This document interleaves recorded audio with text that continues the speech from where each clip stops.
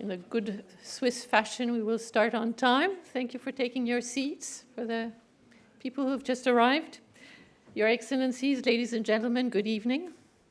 My name is Jacqueline Côté, and I'm the Director of Public Relations here at the Institute. And it's really my great pleasure to welcome you this evening. It's a very special lecture for us, first and foremost because of our guest, whom I will introduce to you in a moment, but also because it marks the launch of a new EU lecture series that we have, the Graduate Institute and the EU delegation to the UN have organized to bring content here in Geneva on EU-related issues. And this is the first of a series which we hope will be very numerous. And I'm looking at my counterpart here, with whom, Antje Knorr, with whom we've worked very hard to make this possible. So before we get started, I would like to give the word to two individuals. The first is the Ambassador Walter Stevens, who is newly arrived to Geneva. I think he said 2 months now, so he may be new to some of you. Ambassador Stevens took a position of head of the EU delegation in Geneva. He's a Belgian career diplomat with extensive experience in Brussels, both inside and outside the EU institutions. So, Ambassador Stevens, the floor is yours.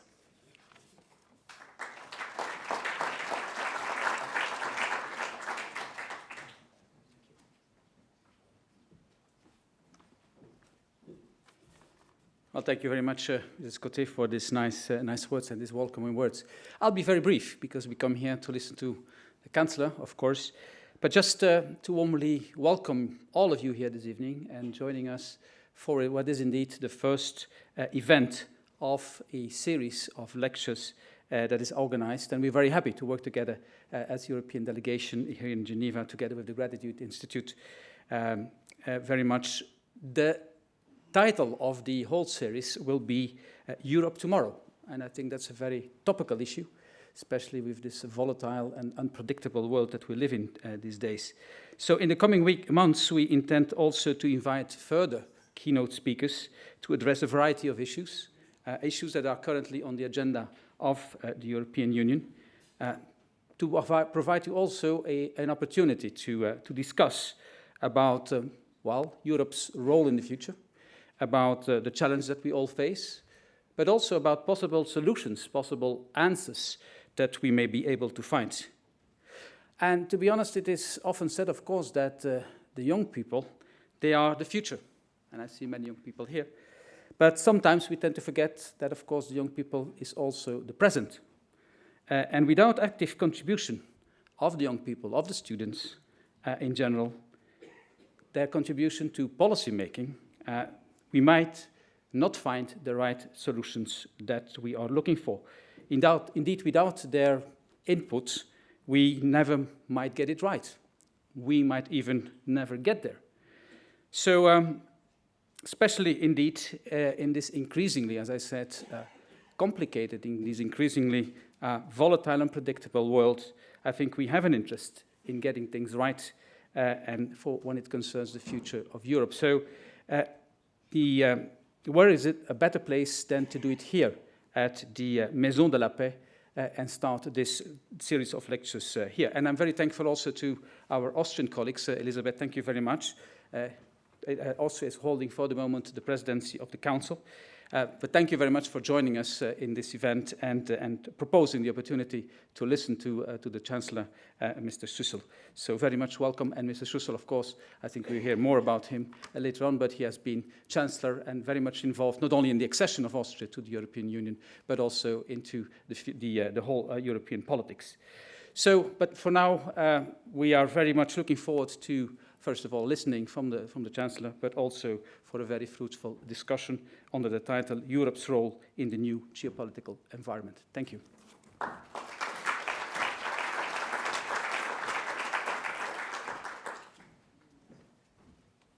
So I would now like to have our next speaker, the ambassador from Austria, Ambassador Tissi Fisselberger, to address the audience. We are, as we just heard from Ambassador Stevens, very pleased to have the support of your permanent mission and yourself personally, and also for your contribution to having made this possible, Austria being, as we heard, holding the presidency of the EU Council at the moment. Ambassador.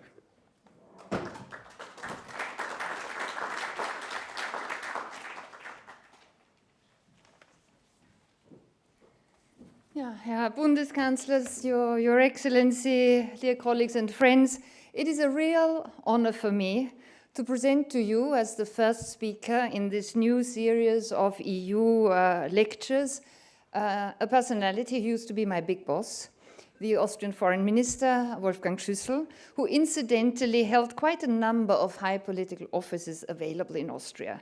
He was not only the Minister for Economics and the Foreign Minister, as I said, but also the Federal Chancellor, that is the Prime Minister, for 2 legislative periods, and only failed by a whisker to win a third. With regard to the European Union, as mentioned, he was one of the masterminds of Austria's accession to the European Union.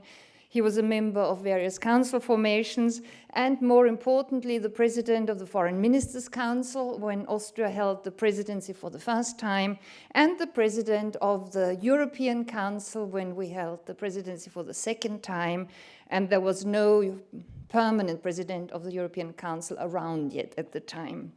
He was instrumental in helping to shape the accession, the enlargement of the European Union, as well as the finalization of the Lisbon Treaty. Apart from all that, Mr. Schüssel is a man of many talents. He plays a number of musical instruments. Most Austrians will remember one of the election campaign posters showing him playing his cello. He also plays a few other musical instruments, I understand. He has a talent for drawing. After the first Austrian presidency of the European Council, he published a book containing his own drawings, explaining the European Union via drawings. And actually, special talent is in the field of caricatures, which is very convenient for a politician. He also published a book, initially written for his own son when he was a child, explaining our world and foreign politics to children. I have copies of both at home. He made the members of the European Council play football together. So he's also a sportsman. You can see he was a man who was active in many different areas. And as I understand it, these artistic activities, as others, were for him a way also of reflecting on the problems of our world, on brainstorming on political issues. Indeed, Austrians remember a politician who launched many new ideas, many of them out of the box, so much out of the box that some of them are discussed more seriously today than they were at the time, because as the French like to say in such cases, he was right, but too early. So we're coming back to some of these ideas now. Mr. Schüssel has never left political work. When he quit government office, he went on working in a variety of organizations, which all of them have some kind of foreign policy nexus, and he keeps touring Europe. It seems there is hardly any VIP in European politics whom he doesn't know personally, and he is truly in that league of elder statesmen who have, if I may say so, the brilliance of mind and the experience it takes to be a great political thinker, and at the same time the distance necessary to the daily political business that allow them to think ahead towards the next generations. So having said that, I wish you all a very interesting evening on what I think is the great topics of our time, at least in this part of the world, Europe's role in the new geopolitical environment.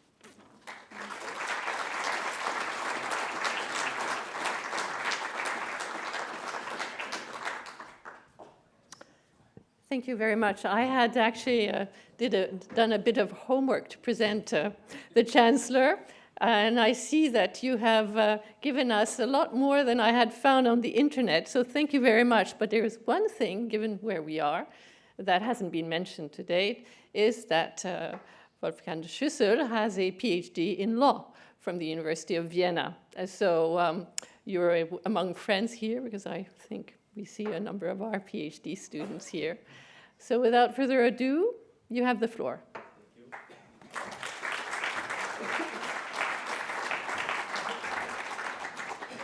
Thank you very much, Madame Coté, Ambassador Stevens, and thank you very much, Ingrid Tichy-Fisselberger, for these nice words. Sound like an obituary. But it's true that I'm a dinosaur of Austrian politics, as old as the Republic of Austria, 30 years in parliament, more than 30 years in parliament, nearly 20 years in government. So it's strange to listen what you said, but okay, take it not so important. This is just hobbies, and I think a politician or whoever does something in important things, you should also reserve a part of your time and your energy for hobbies, for music, for culture, for sports. Otherwise, you are lost in day-to-day business. It is never good. So read and listen to others. Otherwise, it's not so good.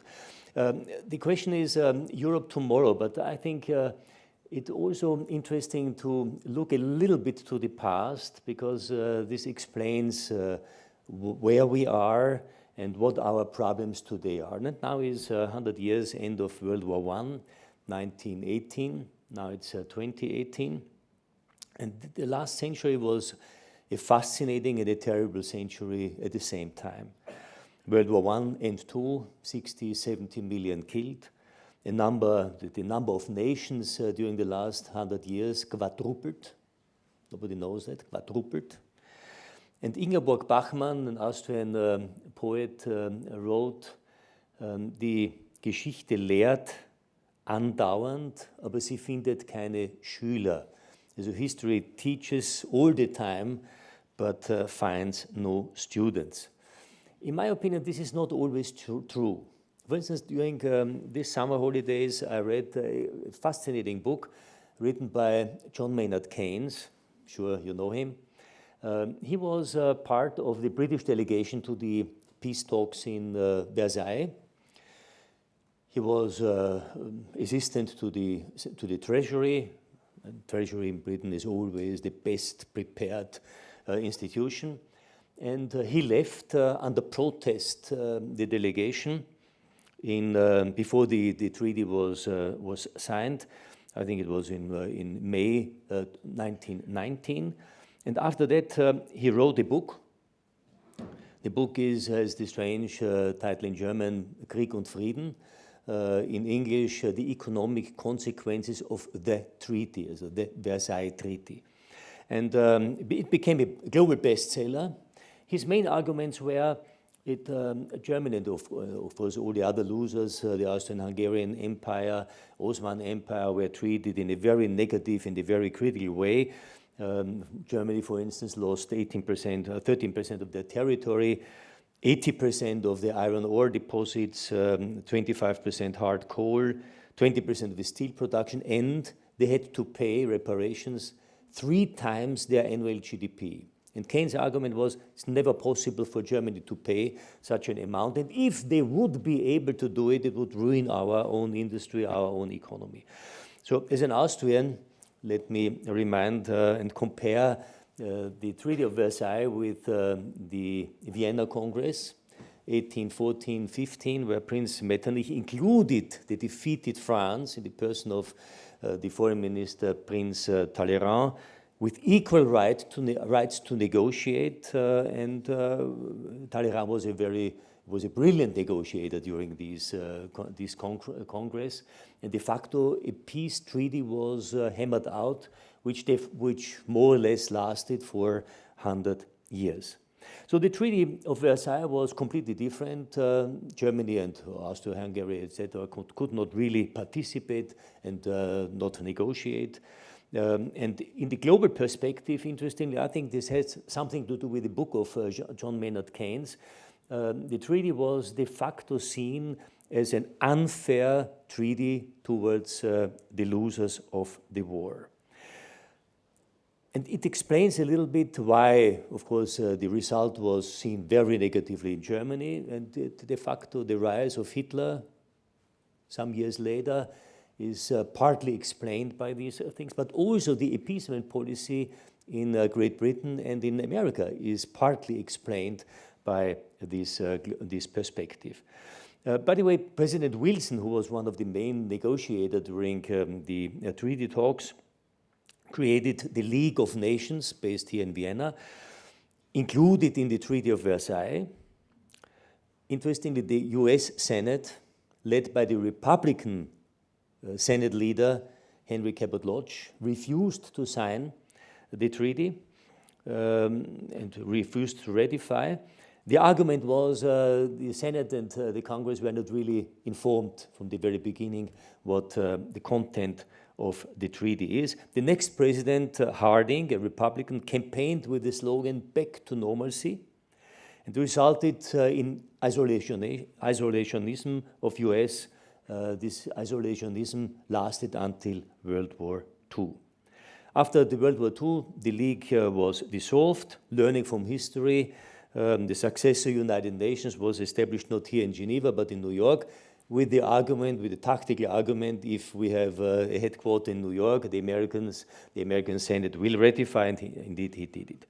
I hesitate to compare everything, so to say, with today's situations, but by the way, there are also other examples. De Gaulle, for instance, demanded that the NATO headquarters based in Paris should transfer the organization 1967 outside France, moved then in a just finished hospital in Brussels, provided by the Belgian government, and only this year, 2018, 50 years later, NATO completed a splendid new headquarters vis-à-vis of the old building. And so put your country first. Skepticism towards international organizations, isolationism, populism, this is not a very new phenomenon. We had it all the time during the last century. But there are also positive lessons learned. For instance, Keynes not only criticized the Treaty of Versailles, he also explained his personal ideas, and they are convincing that he de facto proposed something, an international loan for the defeated nations to rebuild Europe, very similar to the Marshall Plan, which was created in 1948. He explained the idea of a confederation of the countries, Germany, the successor states of Austro-Hungarian Empire. Of course, France and Italy should be invited and should be part of it. He hesitated to say that Great Britain could be a part of it because the continent and the island are so far away from each other, and so to say the movements and the terror, the problems of the continent do not spill over to the island. We are not flesh of their flesh. His quote, I quote correctly. So he hesitated to say that Great Britain could be part of it. But the idea of a confederation was convincing. And his counterpart in the French delegation was the assistant of the French minister Quai-Mandel, Jean Monnet. At that time, he was 31 years old, and later he became Deputy Secretary General of the League of Nations, and after World War II, he did exactly what Keynes proposed. So he created this confederation, and so you see, the ideas became reality. Too late, but nevertheless successful. Today, of course, we have new challenges and different challenges. Let me just raise some problems: migration, Brexit, the rise of China, the absence or the unpredictability of America, a new Cold War, the canceling of the INF Treaty, trade wars, the tensions between US and China, sanctions wherever you look, Iran, Russia, etc.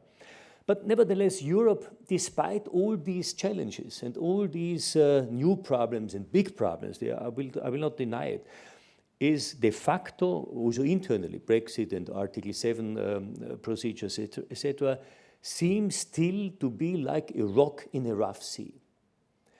Some arguments. 300 years before the EU or the European Community was founded, we had 123 wars among member states, today's member states of the European Union. 123 wars. Now we are experiencing more than 70 years of peace. For the first time since the euro was decided, not implemented, but decided, 99, all member states fulfill the deficit criteria below 3%. The average is 1% deficit all over the European Union. For the first time since the financial crisis, all member states are growing. Average 2.5% growth this year. We created, since the financial crisis, 10 million additional jobs. So this is not nothing, very successful.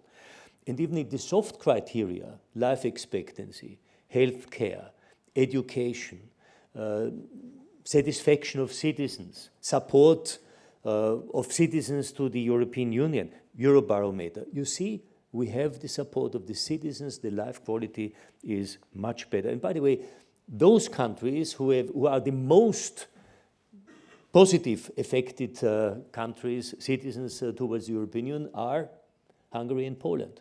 Hungary and Poland, quite interesting to see. Last Eurobarometer. So I think we learned the lessons of the last century quite well. But of course, a lot more has to be done. First of all, I think what is needed is the strengthening of the resilience of the Eurozone. There's not an imminent danger, because we learned our lesson also after the financial crisis. We have now an ESM with 700 billion. We could change it and moderate it in a kind of or modify it in a kind of an European monetary fund. We have the banking union in some areas, not in all, but it's emerging, it's on the way. And quite interesting, if you read what Friedrich Merz and Olaf Scholz and others wrote in the Deutsche Handelsblatt 1 week ago, I think, was quite interesting to see that a lot of ideas of Emmanuel Macron are now found a positive reaction inside Germany. Of course, we have the next financial perspective for the next 7 years.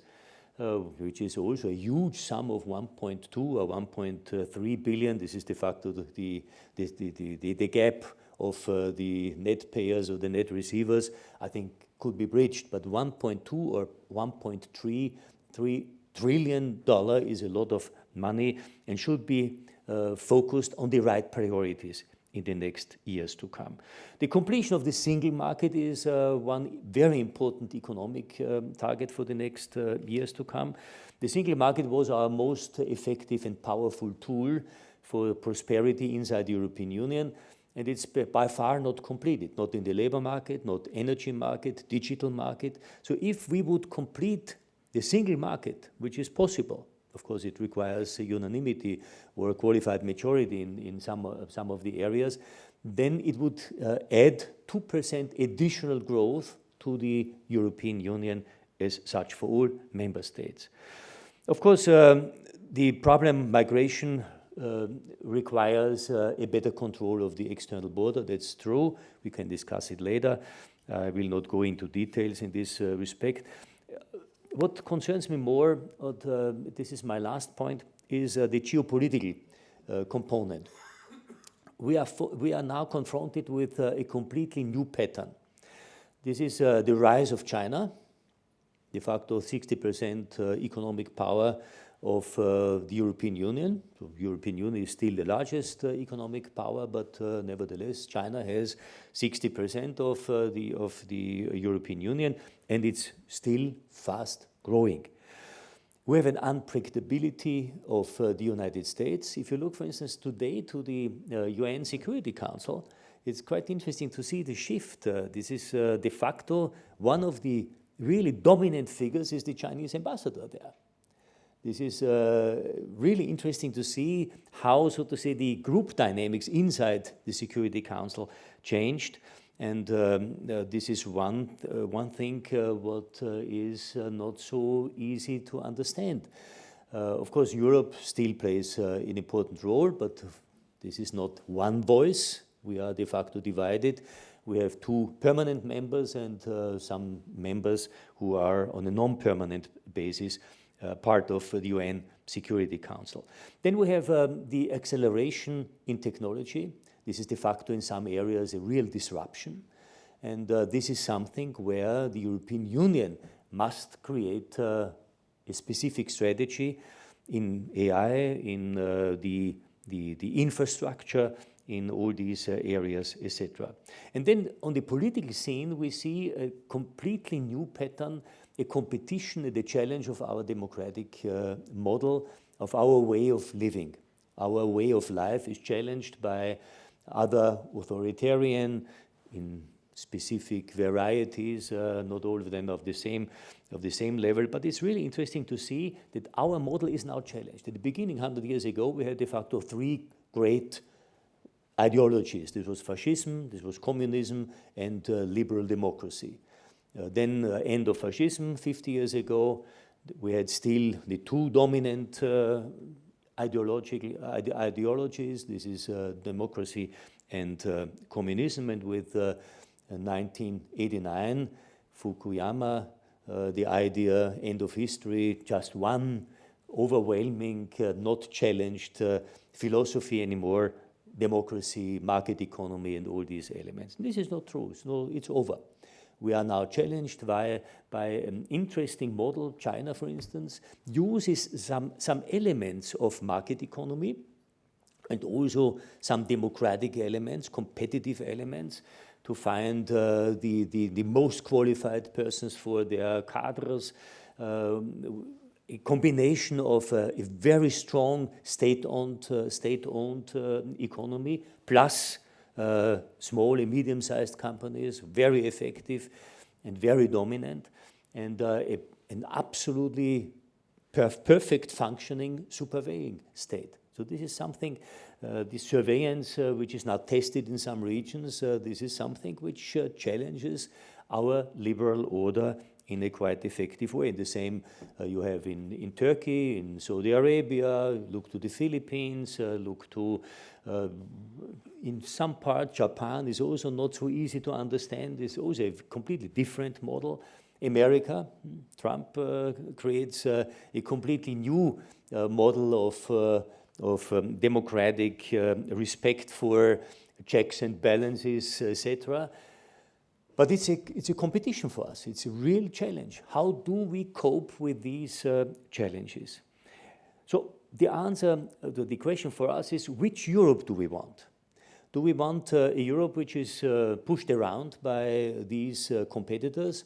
Or do we develop really something what Jean-Claude Juncker called Weltpolitikfähigkeit? Hard to translate. Right? Are we really capable to play a global role on the global scene? This is the important thing. Weltpolitikfähigkeit. Hard to translate. But this would require, if we say yes, then we have to change our way to decide decision shaping, decision making in foreign policy and also defense. This has maybe the idea of Macron, and interestingly, Angela Merkel responded positively, I think 2 days ago in the European Parliament, to the idea of a European army. Okay, this is a vision, in my opinion. It's not so easy to fulfill because, you know, this would require a lot of changes and giving up some sovereignty, not only some, but really substantial sovereignty criteria.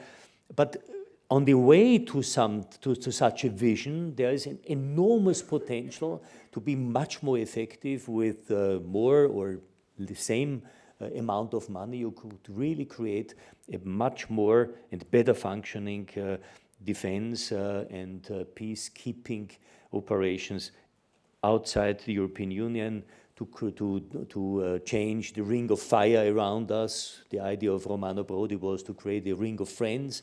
So I think there is some need for a defense cooperation and a defense mechanism in all these areas. And then, of course, we should reduce or challenge our own dependency. In defense, already mentioned, we are de facto dependent on the Americans still. In energy, we are depending on Russia and Middle East. We are depending on the migration issue, for instance, Middle East from Turkey. if Turkey switches on or switches off the flow. It's easy to do it for them. So I think it's important for us to reduce our dependency and to play a significant role in our own competence. We are depending on the technology from the tech giants, not only America, but also Chinese, interestingly, more and more. We are depending on the dollar still. And it's quite interesting to see how the Americans use where the extraterritorial legislation when you use dollars as a basis for international trade. Iran is a good issue, Russia the same. When a European company uses dollars, Americans are immediately there, you use dollars, okay, then we read everything via SWIFT, the international financial mechanism. They have a server in America, can read everything what we are doing or what European companies are doing. And this explains a little bit why they can easily challenge and penalize or punish companies who are not obeying to the American standards. So the idea of Jean-Claude Juncker to increase the value and the power of the euro is absolutely true. We are buying energy, 300 billion dollars per year, and we are paying in dollars. Why not use euro in such an respect? So again, I think all these things, Weltpolitikfähigkeit, reducing our dependency, creating the right tools for such a strategy, and last point, to stand up and fight for the European ideas. This is something what concerns me all the time. I worked throughout my life in economic policies. Business people were always reluctant to take a stand in political issues. Why the hell are not standing up, for instance, Brexit? It's a good example for that. And if the British industrialists, the British business people would have stand up and said, look, this is our future as well. This are your jobs. This is our prosperity. They didn't do it. I asked the president of the CBI, why we are neutral. I mean, there's no neutrality in such an issue. We have to stand up, not only politicians. You cannot delegate it to the elected politicians. You, as civil society, as business people, as journalists, as NGOs, you have to stand up and fight for your ideas, for your visions. And I think Jean Monnet, one of the founders, I mentioned him already, of the European integration, said there are always two important dynamics in politics. One is the dynamic of fear, and one is the dynamic of hope. And you see so much fear, so much angst-driven politicians, politics, arguments in the media, in the public debate. And I think to stand up and create a much better understanding what is really going on. Right? We are not living in the worst case of human history. We are living de facto in the best year of human history. And this has something to do with European integration and what we achieved during these more than 60 years of European integration. So therefore, I'm not so much concerned that Europe will not survive and Europe will still play a very important role. But I think the important thing is not to lose the contact with the citizens and not taking the achievements we already have is self-evident. Nothing is self-evident today. We have to fight for it every day. Thank you very much.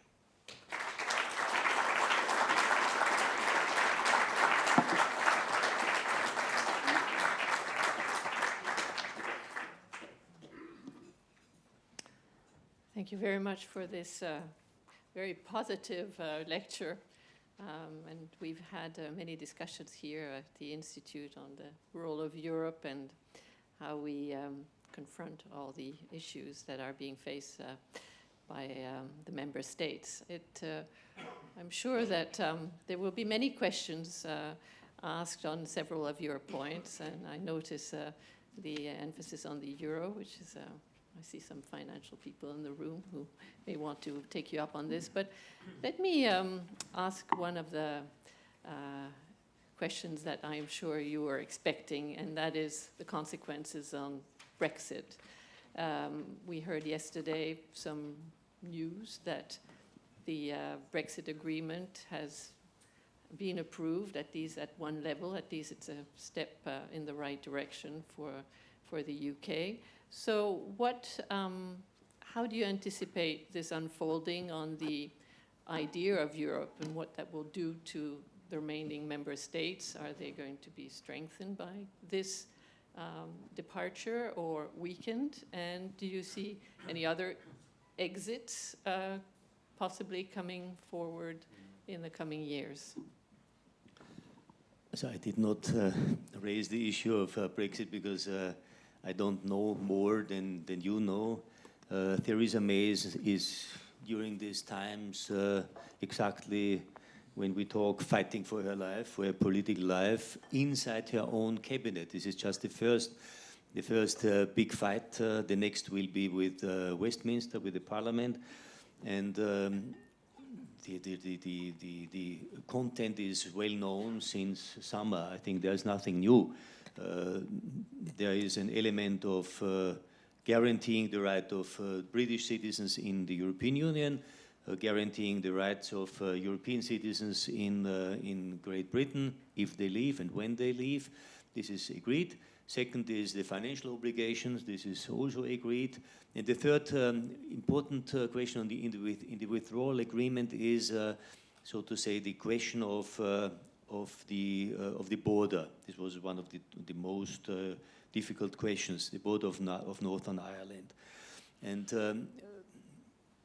as far as I understand it, but it's also very clear and on the table since summer, Great Britain will stay after the transition period in a temporary customs union as long until a new procedure, nobody knows what it is, a new technical solution could be found to avoid a hard border, but so to say, nevertheless, control everything.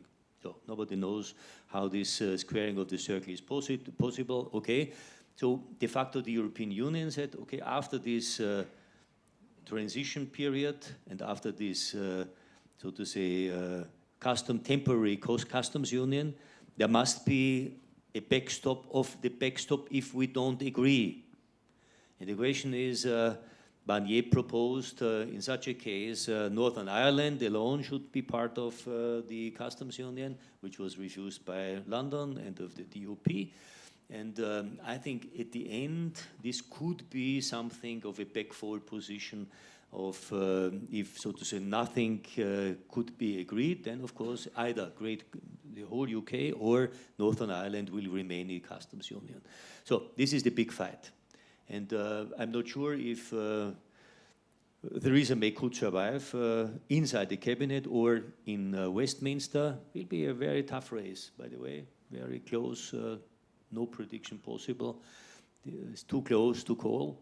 And if she fails, I think then is the chance, of course the member states have also to agree and nobody knows exactly the text, so we have really to study carefully what is written in this text. There's just an oral explanation until now to the member states.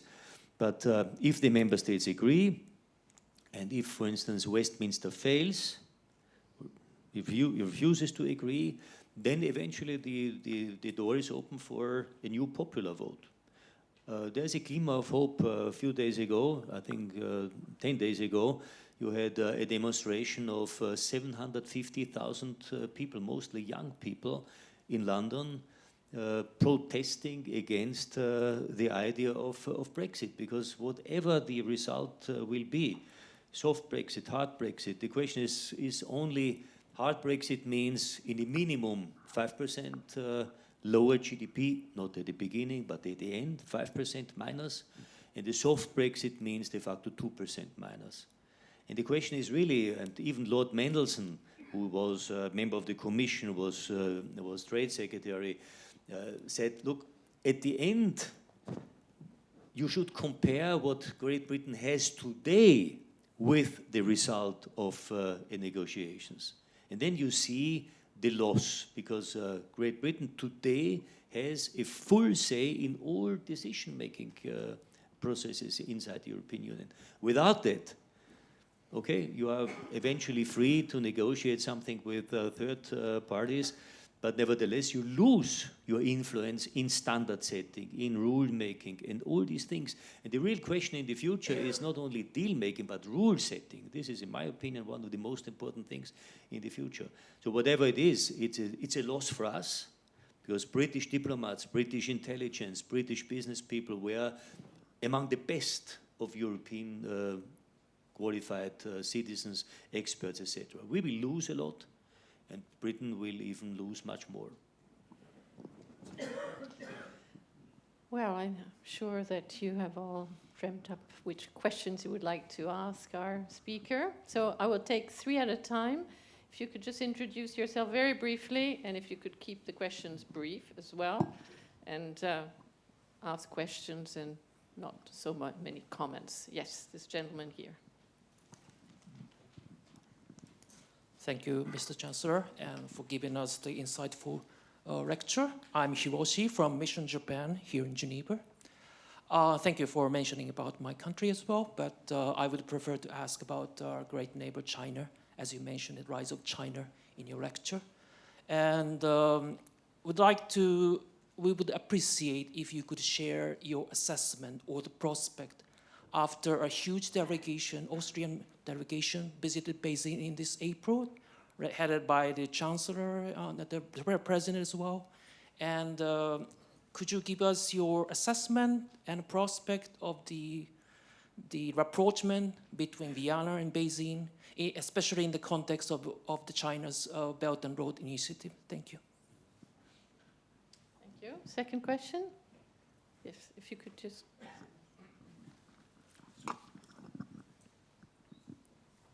Thank you very much. I'm a former student of the Graduate Institute. I'm a former Hungarian citizen and at one time advisor of Prime Minister Antal, and I'm Swiss and American on the side. I have a double question. One is, why didn't you mention the Western community? You mentioned the United States, from which Europe has to become more independent, but you did not mention the fact that basically without the Western community, there would be no European integration. And obviously, without European integration, there would be no Western community. Now, what is the Western community? It is the community of democracies, and the 3 main pillars of which are Japan, Europe, and the United States. Now, our president is trying to destroy that. Now, is Europe going to take this passively? My second question is, and it's very closely linked, what do you think about this idea, which Mr. Juncker also seems to favor, is that the goal is a European superstate? Now, we have all known that the closer you get to a superstate of 27 or 28 provinces, the more fragile it will become. And we already have the proof. So these are my 2 related questions. Thank you. And a third question? Someone? Over there at the back.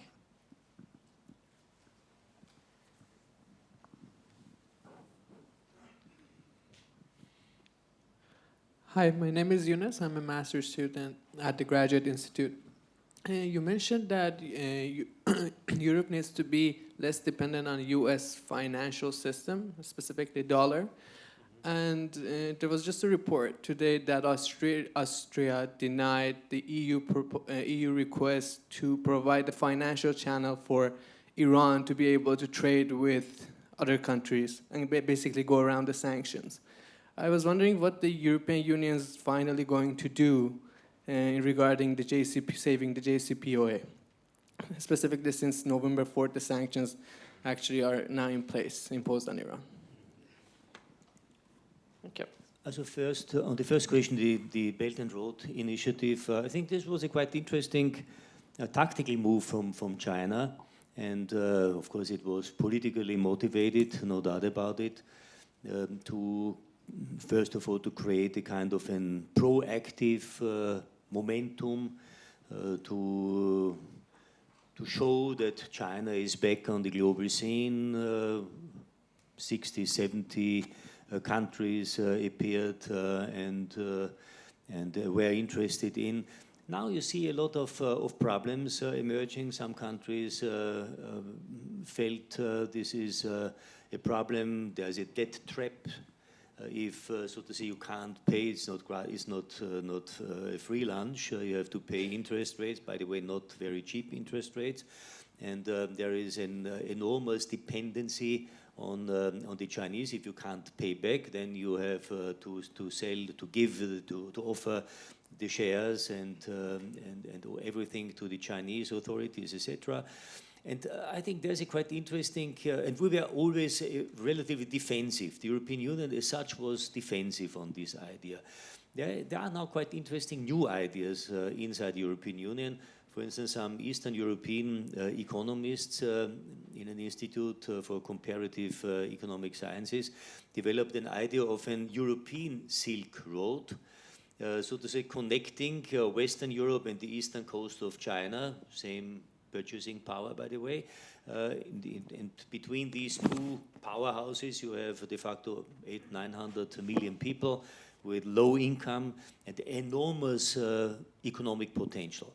And this could create a quite interesting competition with the Chinese ideas. It could have been a very impressive counter model. Of course, it could be combined with the Chinese ideas, but it's also competitive because it shows that we are avoiding the debt trap. We are much more interested in contacts with the local populations. We are much more interested in ethical standards, in ecological ideas, etc. So this is something which could be created. It would cost around 1 trillion euro. Sounds big if you say this is for 10, 15 years and partly and mostly private financed.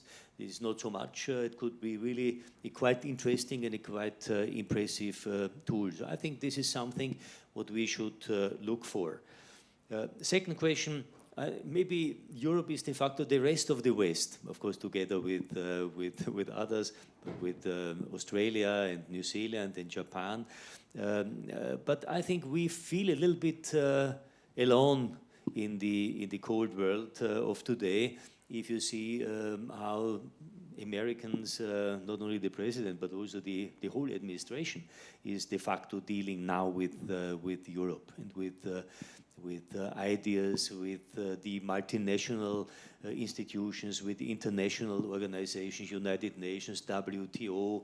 I mean, these are our projects. We created together with the Americans, we created all these international organizations, and they were absolutely contributing to our prosperity and to peace in the world. So giving up or blocking projects, judges and all these things, this is not good. This is de facto a very concerning situation, and I think Europe has to take the lead eventually in areas where this international order is under threat.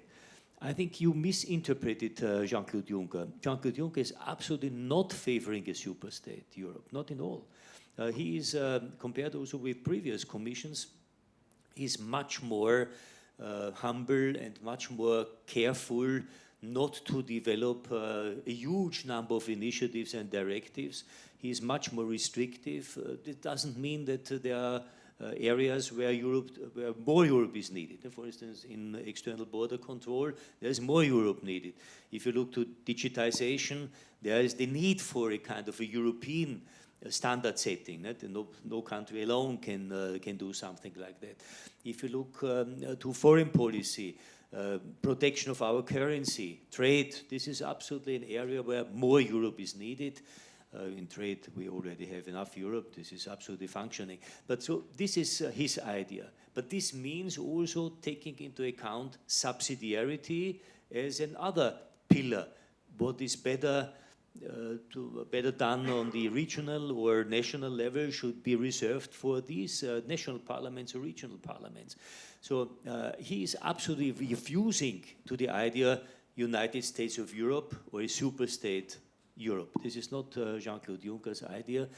And I quote Ivan Krastev, who is one of the most interesting young sociologists in Eastern Europe, Bulgarian political scientist. He said, flexibility, not rigidity, will save Europe.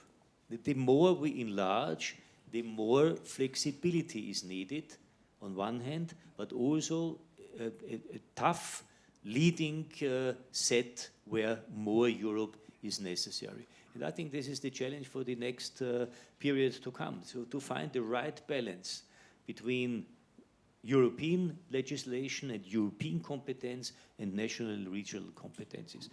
The last question on Iran, I think, again, the Commission is quite effective on that. They created a special purpose vehicle for business, for companies doing business with Iran, to avoiding that they are targeted by American sanctions. By the way, in my opinion, this is absolutely strange what the American administration is doing, because the Iran treaty is a binding treaty. A binding treaty decided by the UN Security Council, and it binds both sides. Iran is blocked in the nuclear program, and we are obliged to open our markets for business opportunities for Iran. So you can't get away of that just with one pencil, saying, okay, this is nil and no longer valid. I think Europe and all the other parts of the global scene should be aware that we should stand up and guarantee and save the Iran treaty, because it plays only in the hand of the radicals in Tehran, and they are still there. We should not forget it. Tehran is a very delicate case. You have moderates like the President Rouhani, and you have a lot of falcons and hawks who are absolutely not interested in a peaceful solution. Okay, I take another 3 questions. Yes, this gentleman, and the one just underneath, over there in the middle.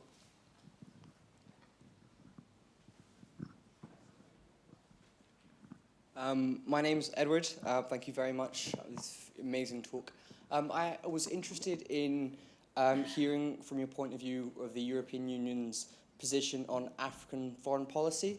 You've got a huge amount of money coming from China, exchange from resources. You've got the explosion of diplomacy in East Africa, and you've got American investment in defense. I'm wondering, in terms of what will be the largest explosion coming from the youth, where do you see the European position in terms of development defense with regards to Africa? Because that's where I think the next sort of position will come from. Thank you. Thank you very much, Your Excellency, Federal Chancellor, for your lovely lecture right here. And I have a little question about the enlargement of the European Union. You have commented a little bit about how much regret there is after the Brexit, but also there is plenty of states that are actually lining in front of the doors of the European Union waiting to be accessed, and one of them is Turkey. So far, based on my knowledge, I understand that Austria is actually a dedicated opposer of the Turkey's accession. So can you please comment a little bit about the pros and cons of Turkey's accession to the European Union, whether Turkey's accession will be a win-win situation for both Turkey, the state, and the European Union? And at the same time, you know, to my understanding, like if Turkey became part of the Union, then we don't need to worry about the dependency on Turkey on migration affairs. Thank you. Yeah, and the third question. Thank you very much. Milorad Stepanovic, permanent representative of Montenegro to Geneva. Distinguished Chancellor, it's really a pleasure to see you and listen this evening. I remember you from many occasions in past in my diplomatic career. And I would like on the beginning to say that we need politicians today in Europe as you are. As if I can say, we are not still member of European Union. I mean, European Union needs that caliber of politicians and statesmen. But thank you very much for this. There are a lot of questions here, but I would like first continuing with this issue, which young colleague mentioned of enlargement, knowing Austrian policy from the very beginning and role of Austria, and your also experiences and role and strong support in past during your mandate on enlargement of Western Balkan, so-called Western Balkan, which facing today with challenges. Again, we have turbulences. Again, we facing with rivalization of powers in our region. That is second aspect of our second question, how you see three still open issues in Western Balkan. That's Bosnia and Herzegovina. We have non-functioning state. Serbia and Kosovo, process of negotiations with which we are where we are. Now with even new ideas on border changings, on exchange of territories.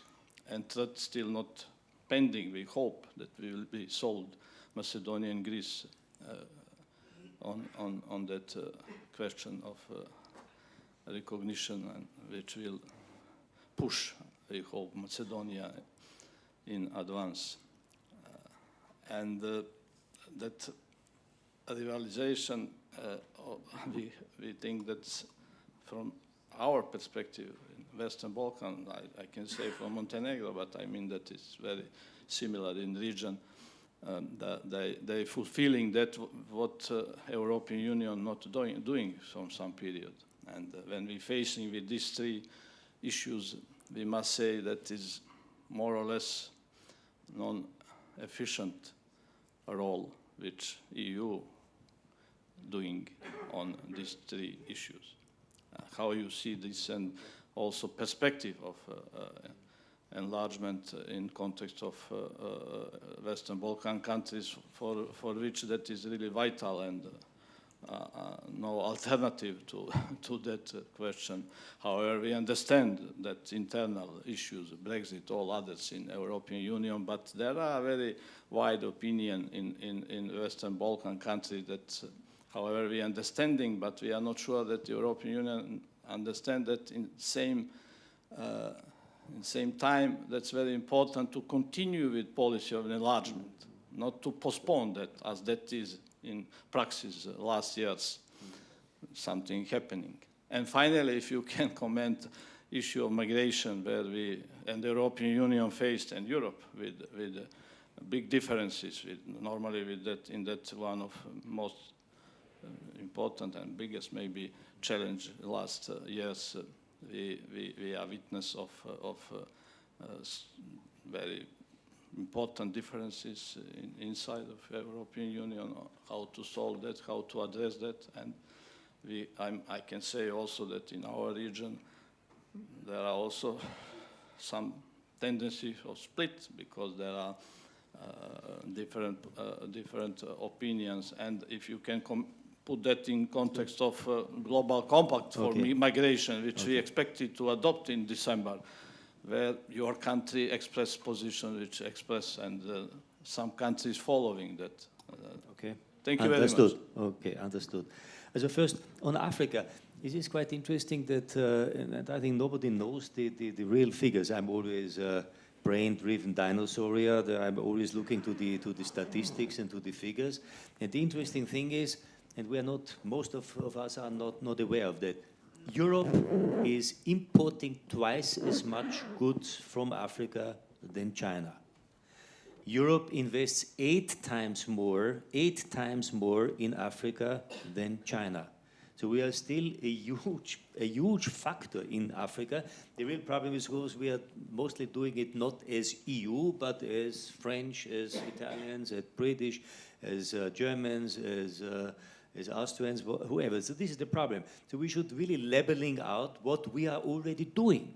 And of course, concentrate and focus a little bit more and create an African strategy which is already worked out inside the European Union. I think this is absolutely interesting, and it will be a real challenge for the next years to come. If you look at the demography of Africa, Africa has today 1.3, 1.4 billion people. Will double until 2050. End of the century, it's eventually 3 or 3.5 billion people. And there's a quite interesting study, a French study, a scientific study, that they asked in seven African countries, the people, the population, do you want to go to Europe? And the second question was, did you already so to say, prepare yourself for concrete ideas, so to say, to do it or to think about it. And the interesting idea across all these 7 countries, between 60 and 70% had an idea, a vague idea, to go to Europe. Younger generation, of course, and. So between 20 and 40% have concrete ideas to do it. Of course, it's exaggerated. Not 20% will do it, but even imagine if only 1, 2, or 3% of 3 billion people intend to go. This is a real problem. So it's in our interest to create a functioning African strategy with all the necessary elements. And one is, of course, to invest, to create job opportunities for the younger generation, to create treaties with the governments about to stop illegal migration, to open legal ways to migrate and to educate people, to have an exchange of students and qualities, etc. But also to have incentives that these qualified people go back to their countries and invest in the future of, let's say, Ghana and Senegal, etc. A good example, a negative example of this is Ghana. You have more doctors in London, in specific areas, Ghanese doctors in London than in Ghana itself, in some areas for children, for women, etc. So this is absolutely unbearable. So we should really create a better understanding and better programs, not to have a kind of a brain drain out of these countries, but helping and guaranteeing that these brains should stay inside the country.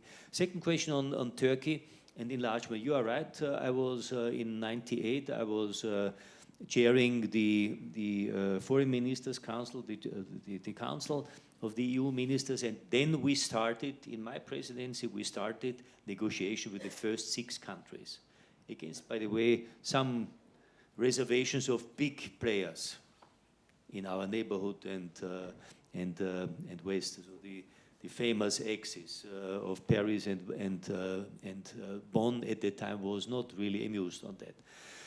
But we started, and it was successful. And in 2006, when we had the second presidency and I was chairing the European Council, we finalized negotiations with Bulgaria and Romania. And I got a lot of criticism. Too early, they were not well prepared. Okay, maybe.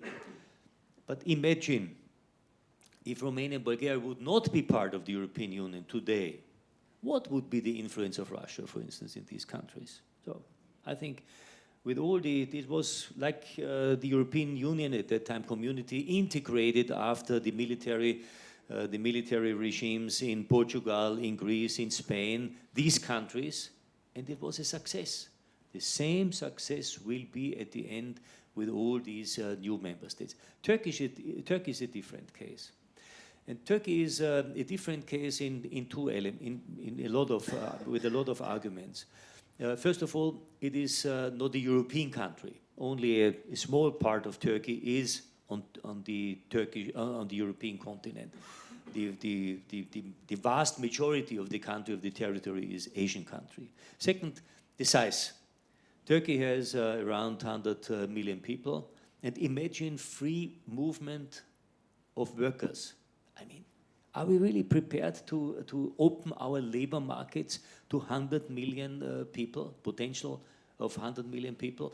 I remember when we integrated 2004, 1st of May of 2004, 10 new member states from Eastern Europe. And altogether they were less than Turkey today, or whenever Turkey will join us. I was criticized by my British colleague, Prime Minister Tony Blair. You are not fair, this is absolutely unfair what you are doing. We and Austria and Germany, we had 7 years transition period to have a smooth landing. We, the Brits, we will open our doors from the very first day, 1st of May 2004, the labor market is open. 50,000, this was the estimation, official estimation, 50,000 people from Eastern Europe will come. 1 million Poles alone joined UK and are living there. A completely misunderstanding of the situation, a real mistake. And by the way, one of the burning issues during the Brexit campaign. So I think you have to be serious. Is it possible for us to open our labor market? And the question is no. Second question, are we ready to pay? Imagine what we did. The European Union, since the beginning, for the new member states, invested 400 billion euro in the pre-accession support, pre-accession period and after accession. 400 billion. This is 4 times a Marshall Plan. Again, nobody knows these figures. Are we ready? And again, Turkey would be more than these 10 member states together. Are we ready to pay an additional 400, of course, throughout the years for that? No, we are not prepared. Nobody is prepared. So this always crossed fingers. I was the only one telling at that time Prime Minister Erdogan from the very beginning, I'm absolutely in favor of a well-functioning agreement, partnership agreement with Turkey. But I'm absolutely against full membership of Turkey. And now the political aspect you should also not forgotten. Look to the situation today in Turkey. Are we really ready? I mean, we are talking about Hungary and Poland and Romania and so on and so on. And look to the reality in Turkey today. So is this really a country prepared for a European way of life, European values? Not at all. But we should create a positive offer. This is a specifically designed partnership agreement. Maybe the EEA could be, in some areas, plus minus, could be an idea for that. By the way, also for other countries, like Israel, or some countries in Tunisia, Morocco. So we should be a little bit more creative. De facto, we have today full membership or nothing. And this is not enough. I think we should create a little bit more fantasy and more variations in integration. And then, of course, Europe could have an agreement, a ring of friends around us. 1 billion people are absolutely interested in getting in touch with the European Union. So the last question on, to be honest, I hate the expression West Balkans, because not all of these countries are West Balkans, and this is such a strange word in my opinion.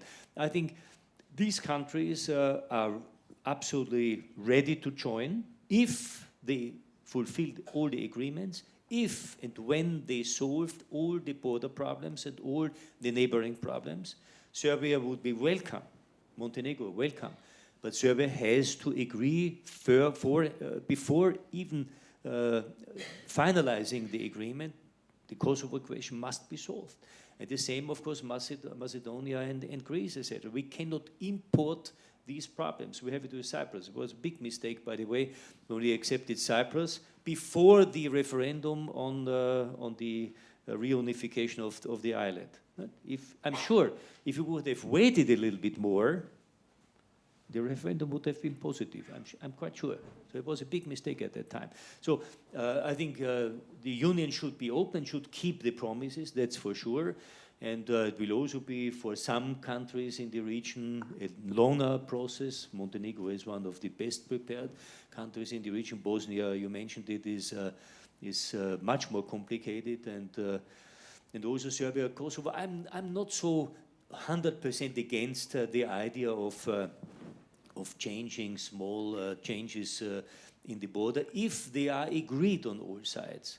I was 2 weeks ago in Minsk. There was a core group of the Munich Security Conference, and we had a quite interesting talk, Chatham House rules, between President Taci and the Prime Minister of Serbia, Brnabic, and this was really absolutely interesting, and I think optimistic, because they are really determined to talk to each other and to solve such a burning problem in a good European spirit. It's not done, but I think they are on the right track.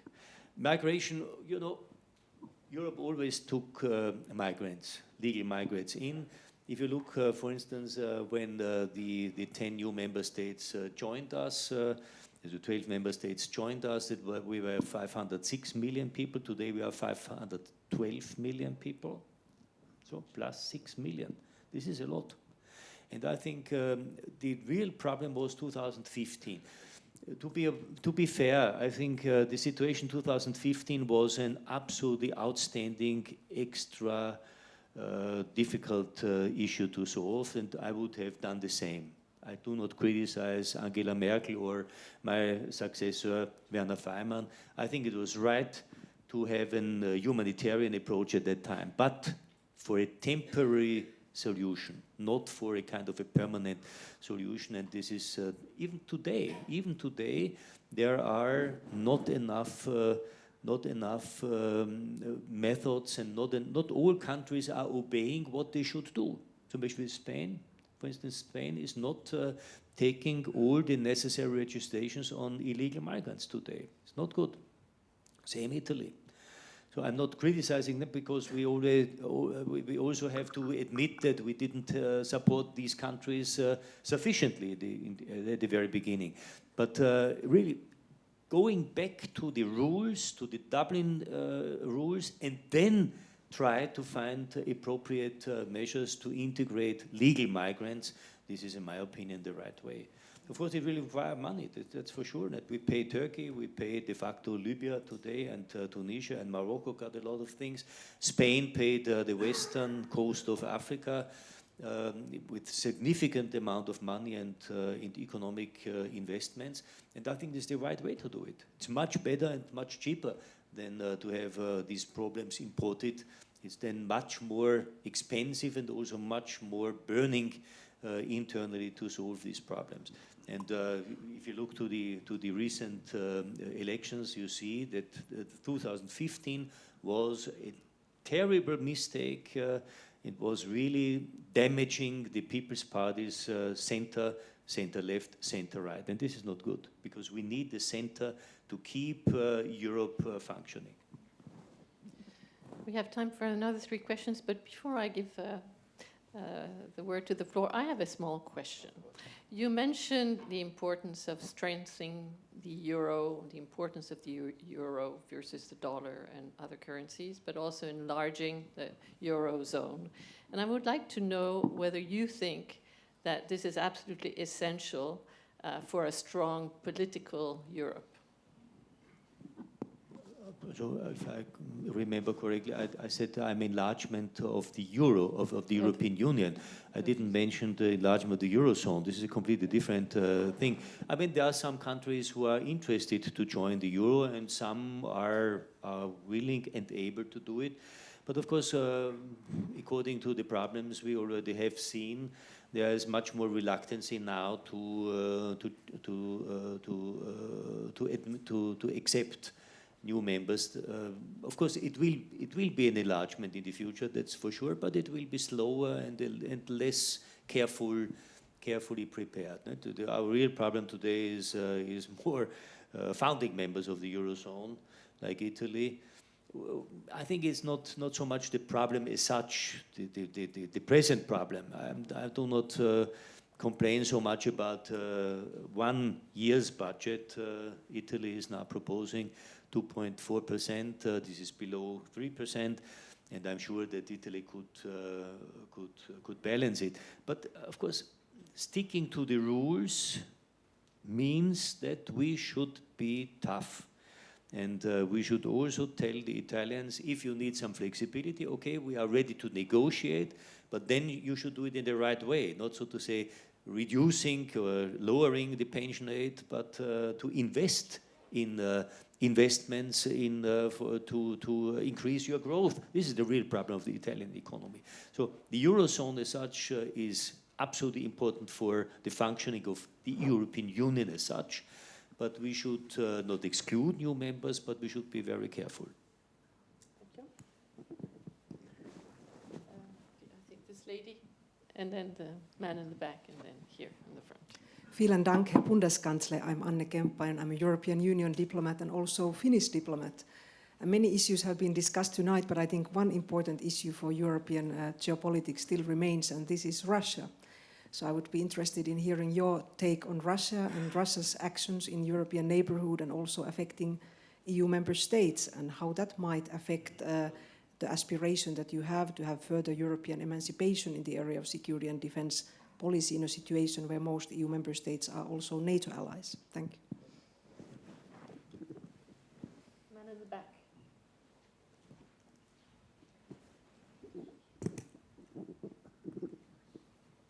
Chancellor, thank you very much for showing the heart of Europe to those outside Europe, exactly as it was. You mentioned European values, and I wondered how European values differed from universal human rights. Is there a difference in that? Or is it that Europe has implemented clearly more of the United Nations human rights and the other countries haven't? Here. It will take 4, so third one here and then fourth one here.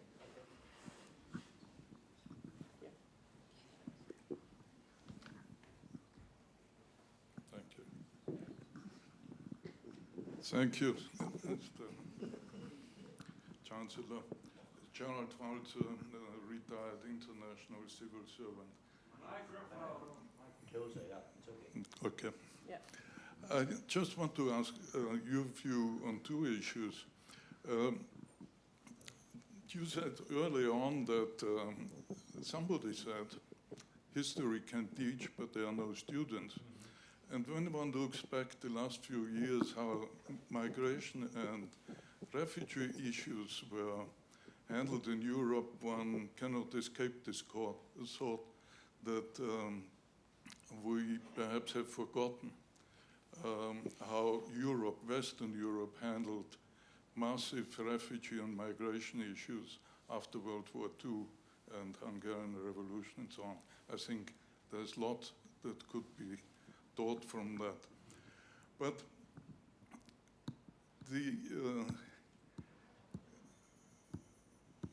you mentioned measures that have to be taken in migrant-producing, refugee-producing countries, and that's very commendable. That is something the EU should really very much pursue.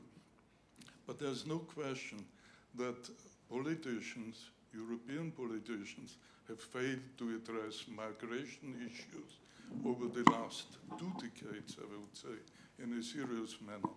But now, when there is a UN-sponsored migration pact for signature before governments, internationally endorsed, Austria chairing the EU withdraws from it. Sorry, what is the question?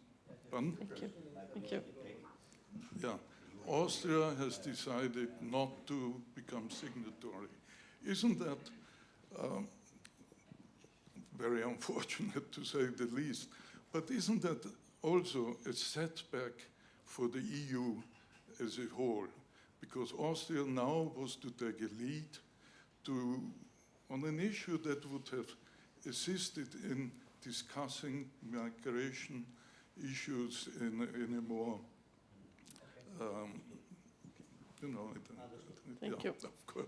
And the second question I want to ask, which is totally different. Well, there's not that very much. quickly, yeah.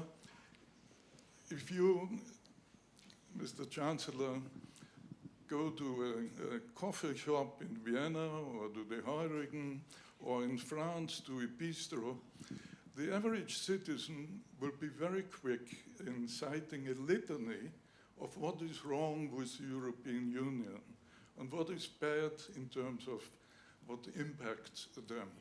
If you turn around and ask them what they think of the achievements of the European Union, you will hear very little. Very little comes through to the average citizen. I think one reason is that national politicians are not at all interested ever to really publicly promote the European Union, talk about its achievements, defend them. What can be done? It seems more than ever important that the image of the European Union be raised. Thank you very much. Thank you. And a very, very quick last question. Excellency, thanks for joining us tonight. My question will be very straightforward and simple. In 6 months, we are going to vote for the European election. My question is, would you think that we could export the Austrian model, which means popular and hard conservative at the European level? Sorry.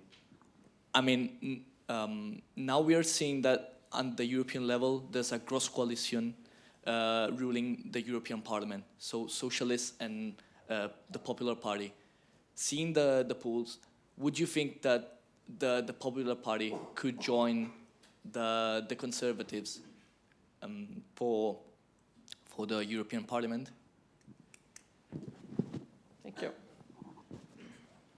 Also, the first question, Russia, this is a very necessary, important and difficult question, because Russia is partly territorial, partly part of Europe, is an indispensable partner, is the big elephant next to us, is a huge and mighty nuclear power, and we have to negotiate with them, and we have to create a functioning partnership with Russia. On the other hand, we should not deny that today the situation is absolutely deplorable.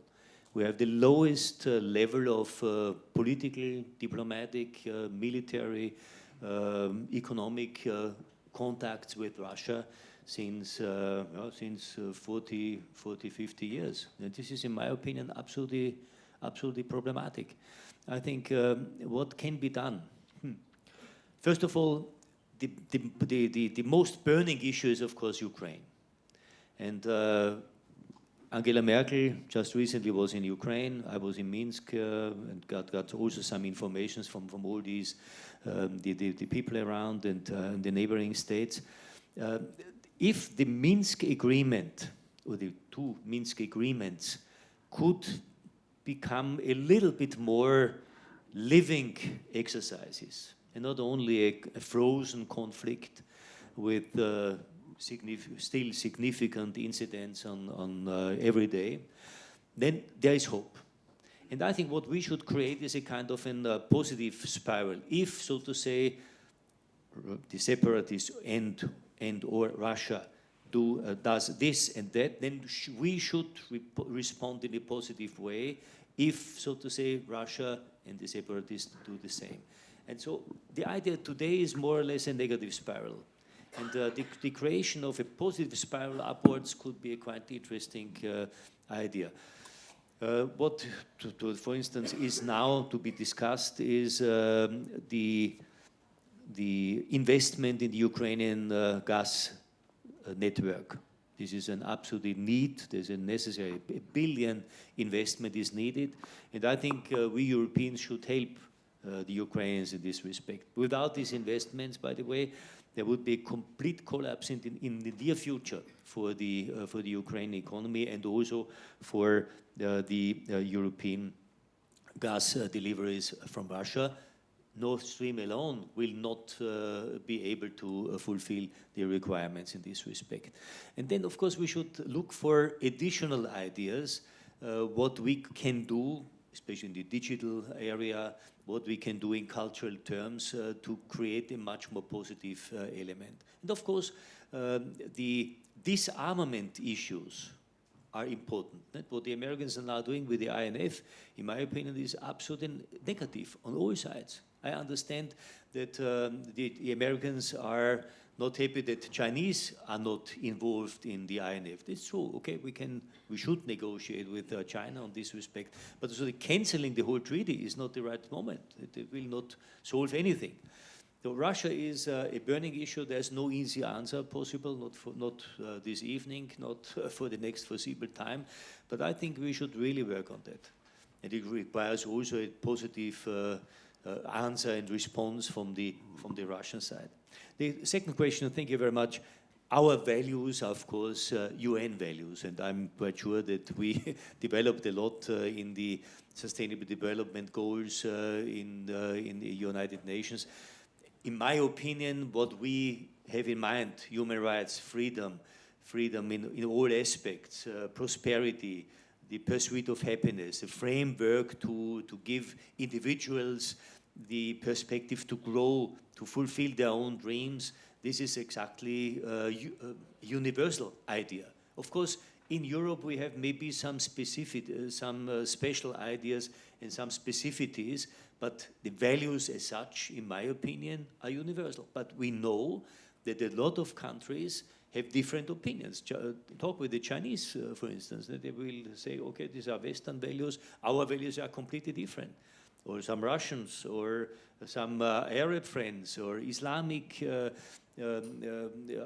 philosophers will say, okay, your values are your values, but we have some special ideas on that. Okay, but I think we should stick to our values, and hopefully we could also on the UN level support all these ideas. The migration issue is difficult to compare with the situation after World War II. You know, that the refugees after World War II were mostly, for instance, either there was an exchange of ethnicities. And this is completely different. This has nothing to do with today's migrants coming from Africa or from Afghanistan or somewhere else. And even Hungary was different. Right? Hungary is our neighbor. We call them Schwager in German. This was a neighboring country, and we know this was a brutal revolution crushed down by the Soviet tanks. And 2015, there's one similarity. There were really refugees, poor refugees, coming from a civil war, oppressed by a dictator. Today, the vast majority of migrants are not refugees. They are real migrants, illegal migrants, looking and desiring a better life. Understandable from their point of view, but this is not covered by the Geneva Convention. This is a completely different case. And sometimes there's always a mixture, right? Because migration and refugee issues, asylum, everything is mixed together in the press, in the boulevard discussions, also in the political discussions, in the TV chats, etc. So this requires a clear distinction: what is a refugee, what is an asylum procedure, what is legal, what is illegal, what is a normal migration, which is absolutely positive, what is an illegal migration, which is not positive. And on the pact of migration, just my personal opinion, I'm not no longer in politics in Austria anymore, and I really cannot speak for my government. But what I, as a friend of United Nations organization, and so many negotiations I personally attended and took part, we should also a little bit more cautious on using a language which could easily be misinterpreted. I know that, for instance, in the pact, there is a clear sentence, it is not binding. But why the hell is always, I think 23 times, we commit ourselves? And you know, in German, wir verpflichten uns is a little bit different from the English we commit. So everybody who can, it will easily be misinterpreted. And of course, journalists, politicians do it and exploit exactly these double language, which is probably intended to get, so to say, one element, one wing of different opinions on board and the other parts. So there's a kind of an ambivalent, we call it in Europe always the constructive ambiguity. But this is not always helpful. And believe me, a pact of migration where 80% of the text is how positive migration is, not even mentioning there are real problems in integrating illegal migrants or migrants as such. This is not so easy. In my hometown, in my constituency, just practical term, my hometown in Vienna, 55% of the school beginners, first class, 6 years old, do not speak regularly German at home. 55%. We have no problems, no burning asylum houses, no real issues, but normal issues, of course, small criminality, etc. But most we can do it. But it is really, this is really at the cliff. Much more is not possible. And this is sometimes neglected in such documents, so a little bit more cautiousness would be helpful. It is not only Austria, by the way. I know that Switzerland is now thinking how it is, postponing all the discussions. And what is also needed, such an important debate, and it is a hot debate, must be discussed openly and publicly. You cannot do it, so to say, behind closed doors, and nobody is really taking the lead and informing the population, preparing also the public opinion on such a thing. This is, and then you have what is now the result. In my opinion, it's a mess. On, very important the question, what should we do to explain a little bit better? I was always explaining, I never blamed Europe or the European institutions for anything. If I negotiate and decide on something, I stood ready, took the heat, and I was really criticized. I lost elections. Okay, life is going on. There's no problem for a politician in democratic societies. But you have to really stand up and fight and defend the European Union. What is needed, in my opinion, for instance, is some elements, some symbols. And we have the currency, we have the flag, we have the anthem, with a text which is absolutely crazy. European passport, European coin, money, etc. But we have a European day, 9th of May. Nobody knows that. Because it's always, we always celebrate in the beginning of May. We always celebrate end of World War II, the freeing of the concentration camps in Auschwitz, in Mauthausen, in Treblinka, etc. And nobody is really celebrating in the same public way Europe, our fate, our future. And this is something I proposed, for instance, to Jean-Claude Juncker. Why the hell do we not change the day? That the 9th of May is a day when Robert Schuman had a very important speech. Okay, better, in my opinion, would be the 25th of March when the Rome treaties were signed. And there's no competition with the end of World War II and all these things. So, but there's a need for some symbols. Europe needs symbols, and we should really fight for that. The question with the European Parliament next year will be a tough race, very tough race. Both, all the three mainstream parties, my People's Party, the Social Democrats, will lose. I hope the People's Party will still be number one, but let's say altogether maybe less than 30%. between 25 and 30%. The Liberals maybe will stay stable. If Macron joins them, maybe they will have the same amount. And of course, the Eurosceptics will grow. That there will be a need for a coalition inside the European Parliament. There is no possibility that one political power could, so to say, dominate the others. It's impossible. The European Parliament is always a very complicated pattern of cooperation and consensus seeking. It's not so easy to get 751 persons together and personalities together and to find an appropriate way. So there is not one political power could dominate the others. Not at all. But the important thing is we should bring our citizens to vote. This is the most important thing. One group has the target 50 plus. Right? If 50% of the population vote, then there's much more legitimacy. If you have 40% or 35%, I mean, this is not so good. So I think really bring people to vote, whatever they vote, but they should be part of it. Thank you. Thank you. Thank you very much.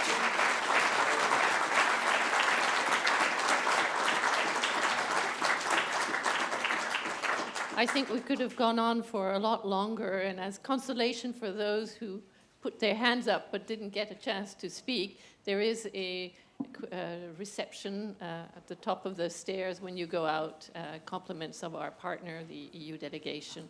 Thank you, Chancellor Schüssel. Thank you very much, ambassadors. And well, we look forward to seeing you both, all of you, at our next lecture.